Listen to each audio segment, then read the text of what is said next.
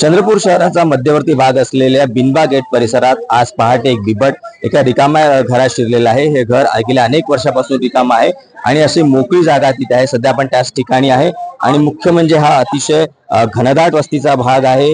मोठी इथे वस्ती आहे आणि त्यामुळे हजारो लोक या बिबट्याला पाहण्यासाठी जमा झाले आणि या बिबट्याला पकडण्यासाठी वन विभागाचा मोठा कस लागणार आहे। कारण ही जागा भरवस्तीत आहे, सोबतच हे जे घर आहे जिथे हा बिबट्या लपलेला आहे हे बंद पडलाय, त्याच्यामुळे इथे मोठ्या प्रमाणात झाडी झुडपी वाढलेली आहे आणि त्यामुळे बिबट्या दिसत नाही अनेक वेळा आणि अशा झाडी झुडपीमध्ये त्याला डाट मारणं, बेशुद्ध करणं किंवा जाळी लावून पकडणं कुठल्याही परिस्थितीत अतिशय कठीण आहे।